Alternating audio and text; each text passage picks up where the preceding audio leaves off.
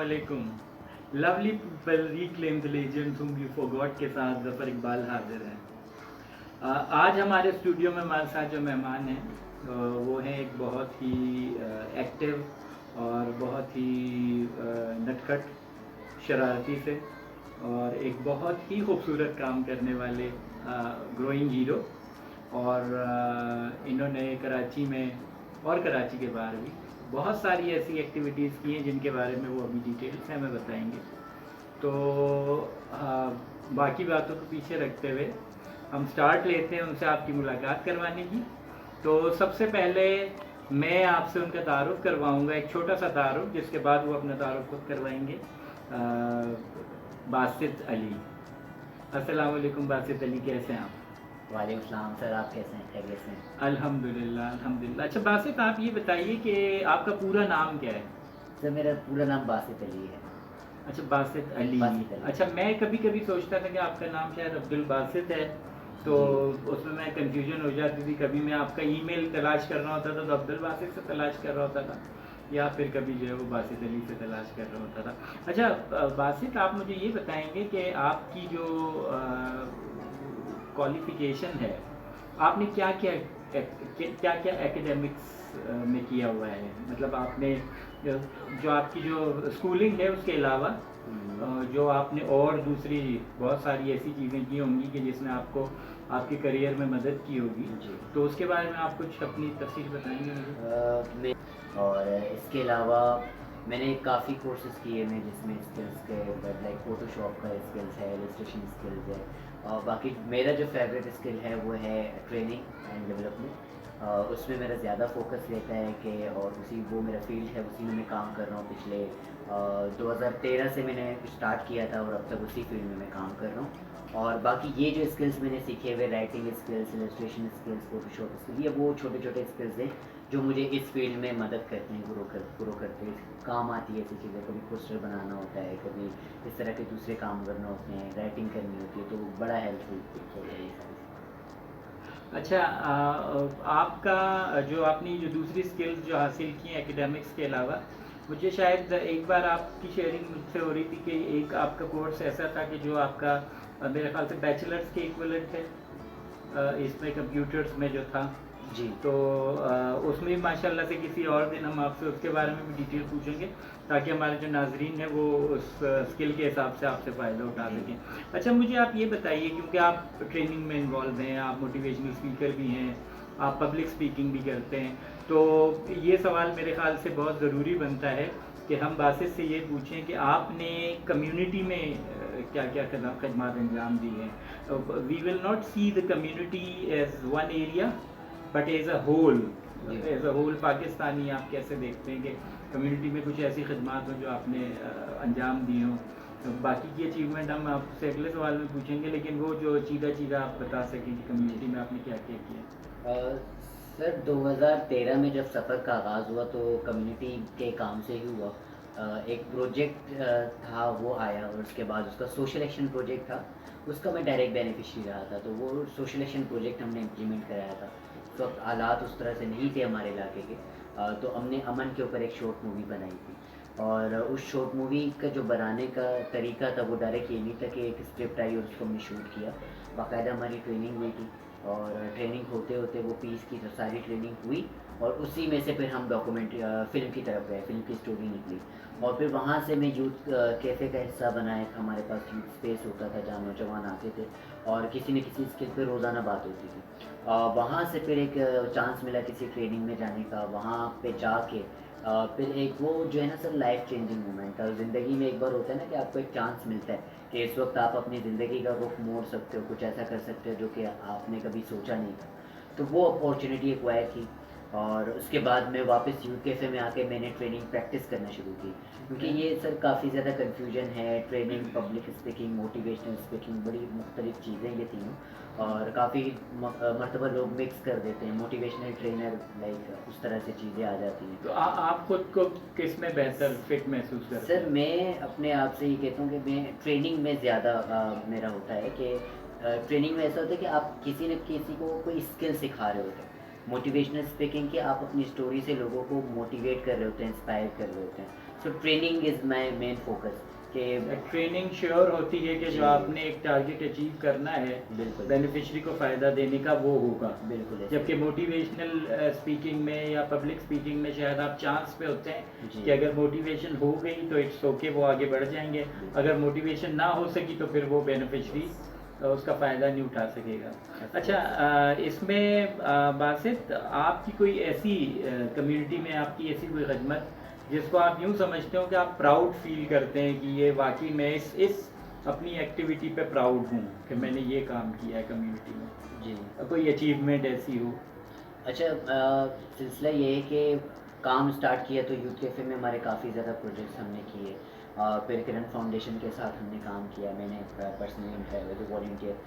फिर एक इदारा ड्रीम्स ऑफ यूथ हमने बनाया, ठीक है, वो 2014 से हम उसको लेके चल रहे हैं, वो आज तक चल रही है। तो ड्रीम्स ऑफ यूथ एक ऐसी ऑर्गेनाइजेशन जो अपनी बनी हुई है, हम उसको लेके चलें। बाकी इदारों में तो हम काम कर रहे थे, वॉलंटियर कर रहे थे, but dreams of youth was और एक्चुअल ऑर्गेनाइजेशन जो हमने क्रिएट किया, आप ये समझे। तो उस पे हमने प्रोजेक्ट्स काफ़ी ज़्यादा किए और माड़ीपुर में काम किया। और एक चीज़ जो ट्रेनिंग के हवाले से मेरा था, क्योंकि मैं ज़्यादातर ट्रेनिंग की तरफ ही देखता हूँ कि हमारे पास जो एक बेहतरीन लेवल की ट्रेनिंग की जो सर्विसेज हैं वो हमारे इलाकों में नहीं नज़र आती। इवन कि हमारे इलाके के जो यूनिवर्सिटीज़ हैं, जो जी। छोटे छोटे इलाकों में जो बड़ी यूनिवर्सिटीज़ भी हैं, उनमें भी वो मेयार की ट्रेनिंग या ट्रेनिंग को उस तरह से नहीं देखा जाता है जिस तरह से देखना चाहिए।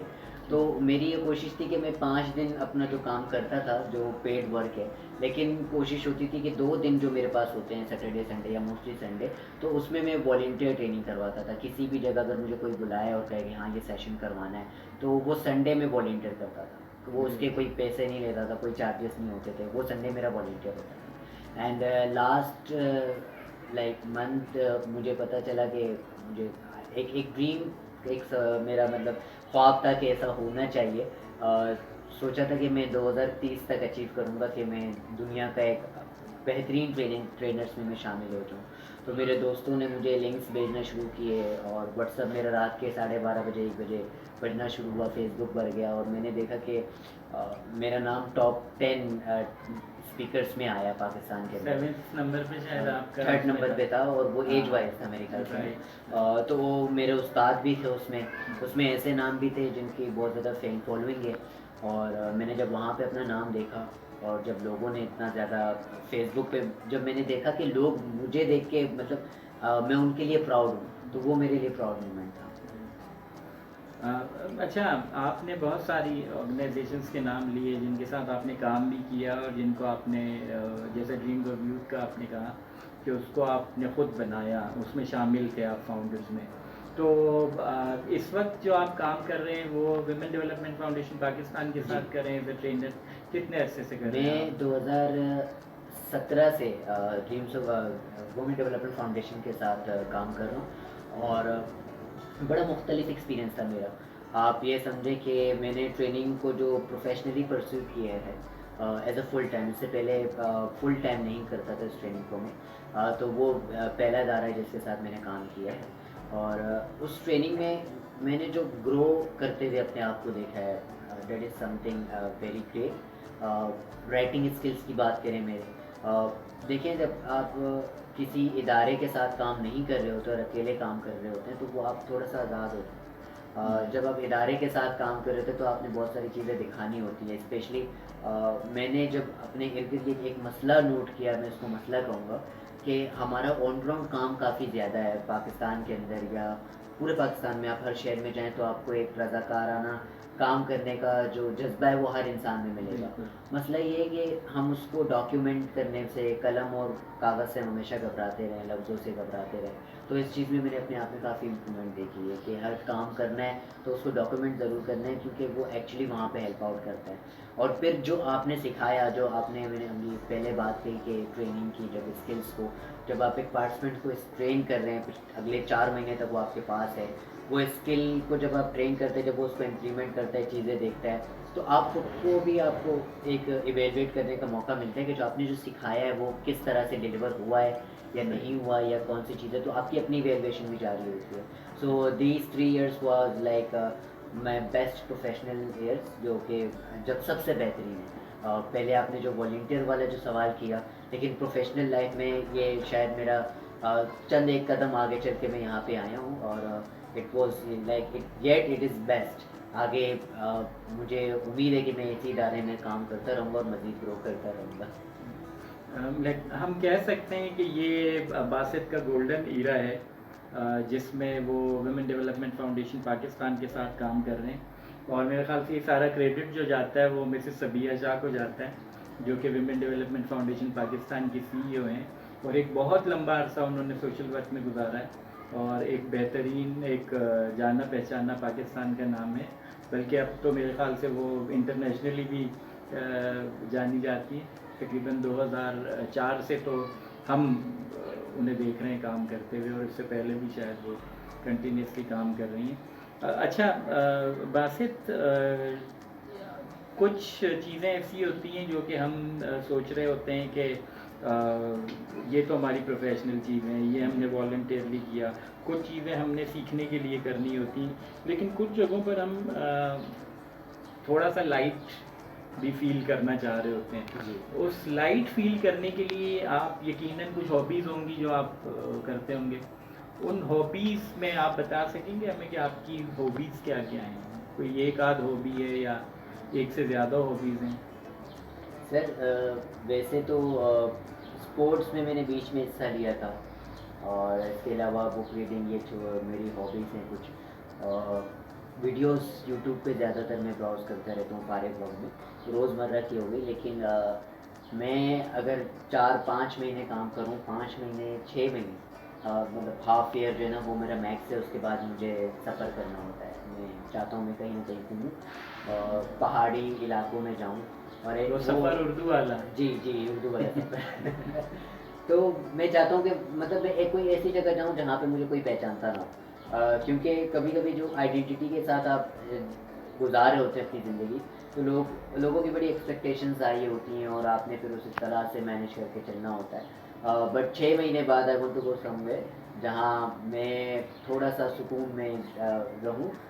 सुकून में इज़ लाइक कि कोई काम ना हो, टेंशन ना हो, और मैं कोई अपने आप पे रिफ्लेक्शन करूँ, सेल्फ रिफ्लेक्शन करूँ, नई चीज़ें लेके आऊँ। और ज़्यादातर जो फिर मैं पहाड़ी इलाकों का सफ़र करता हूँ, काफ़ी अच्छा। इलाकों का सफ़र किया है मैंने। ग्रेट। और इस साल सर नहीं जा सक रहे, थोड़ा-सा अच्छा। मसला हो गया है। अच्छा। लेकिन मेरी ख्वाहिश जो है, और जो जो चीज़ मुझे जो चाहिए होती है, जी। वो है मैं ट्रैवल करना चाहता हूँ पूरी दुनिया में।